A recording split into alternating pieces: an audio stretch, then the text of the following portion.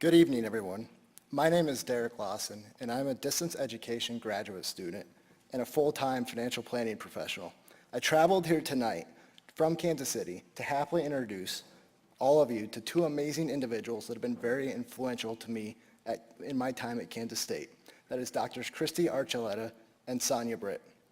Dr. Archuletta's career objective has been and is to bridge financial planning with marriage and family therapy to form a very unique and interesting area called financial therapy, where financial planners and relationship therapists work together to provide comprehensive treatment to clients that are experiencing financial distress. Dr. Archuleta is currently the president of the Financial Therapy Association and is a licensed marriage and family therapist. Dr. Sonia Britt is the program director of the Personal Financial Planning Program here at Kansas State University.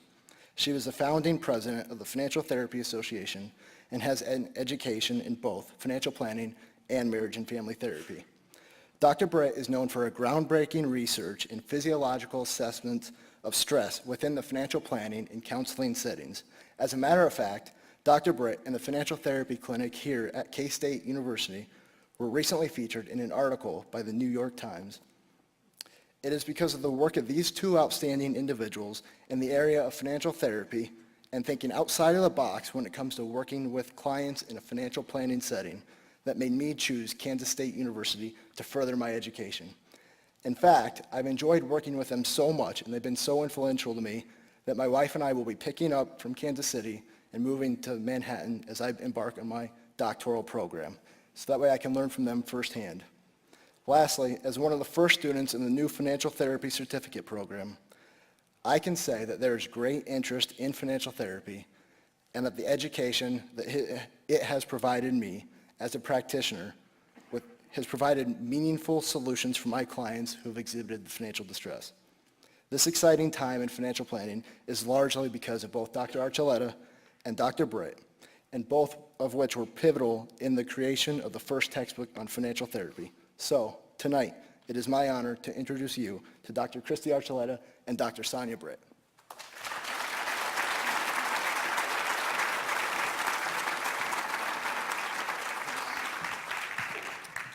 Thank you very much, Derek, for that very kind introduction. Sonia and I thought we would start out with a little story about a couple that I know, and they fight. They fight all of the time, and they fight about money. They fight about how they're going to spend their money. They fight about how they're going to save their money. They fight about how they're going to reach their financial goals. Heck, they can't even decide on what their financial goals are. So this may sound like somebody that you know, or it might sound like you. Regardless, where does a couple like this go for help? Oops. Is it a marriage issue? Is it a financial issue? Is it a marriage issue? Should they go to a marriage therapist because they're fighting all of the time? Therapists typically, mental health therapists typically are not trained in money issues. They're not trained in personal finance. In fact, many avoid the topic altogether and don't even ask about money, even though it is a common topic all of the time. Financial professionals, should they go to a financial professional? Because they're not trained necessarily in the interpersonal aspects or the intrapersonal aspects of money. I know some financial professionals who'd rather hide underneath their desk than to deal with a client's emotions or a couple fighting in their office, and I literally do know these people. It is true. We would argue that it's neither a marriage issue or a financial issue, but it's a both and issue. It's both a marriage issue and a financial issue, and that they need to be treated together. However, this is not constrained to just couples. In fact, money is probably the number one stressor among Americans as individuals, and especially for millennials and Gen Xers, they're experiencing extreme levels of stress regarding their money. So it's a problem for couples and individuals. So what Christy and I did, along with a couple of other professionals, is bring together 30 people around the United States to see if they also saw that maybe this was something that we should try to address professionally. And these 30 people along with us, agreed that yes, this is an issue that's affecting a lot of Americans. And so we formed the Financial Therapy Association shortly after our first meeting in 2009. And shortly after that came the Journal of Financial Therapy, which is edited by our very own Christy Archuleta. So then we decided with this group of 30 people, we need to figure out what financial therapy actually means. And so we came up with these concepts of defining what financial well-being is as a part of a person's financial therapy health. Some of these aspects are a little bit easier to identify in people than others, such as the behavioral aspect. You can probably identify some compulsive shoppers that you might know. That's pretty easy to physically identify. Other ones are not quite as easy to readily identify in people, such as the cognitive area, where there's research that shows that people who are pathological gamblers, that is triggering the same part of their brain as people who use cocaine. So that's a pretty serious issue that not everyone is equipped to address. There's also the relational issues that Christy talked about that you would think would be fairly obvious to identify in couples, but I've been in sessions where one partner will decide it's the perfect time to tell their spouse or their partner about this credit card that they have that they failed to mention in previous conversations. 80% of couples actually hide spending from their partner, so this might be you.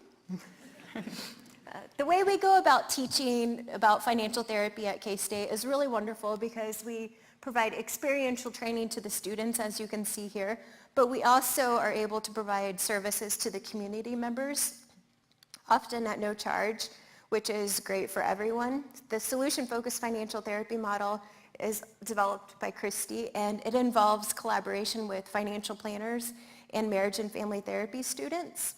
And you might have picked up on this, that financial planners are not always willing to address the emotional side of money. And we had one student who was especially critical that he didn't need a therapist helping him with these clients. He didn't see how this was relevant. But he was the very first student who commented that he used this model as soon as he went home to his practice with his very own clients. My specialization within financial therapy, research and teaching deals with physiological stress and how people react to different types of financial planning environments. The office setting, the different types of news playing on the TV. But surprisingly, one of the things that gets them most stressed is just putting on the physiological stress device. I've had more than one person ask me if I was going to be drawing their blood when I was putting it on. I said, no, the IRB won't allow me to do that. But it's pretty interesting research that was just featured in the New York Times, as Derek mentioned. So we had a professional association that was designed to help professionals, pioneers really, in this area who needed to network with other people, who wanted to share information, to share practice models, who were trying to figure out how this all works and how it works well. However, how are we going to train new financial therapists? How are we going to train people to integrate financial therapy into their practices? And so there was this big gap because there's no training, there was no education. Besides just a few classes here and there offered at various universities, there's no set of academic curriculum.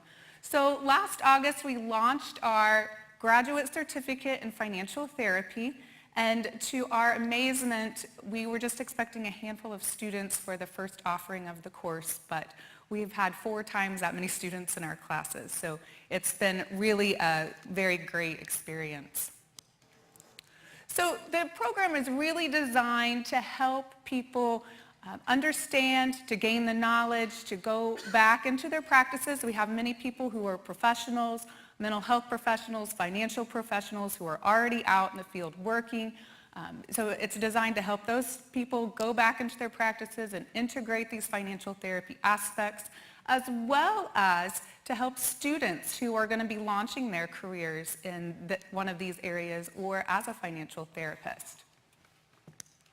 So whether you want to become a financial therapist or maybe you need a financial therapist, there's a pretty good chance you'll know someone who does need a financial therapist. So we included our contact information up here if you want to check out what we do more. Thank you for having us.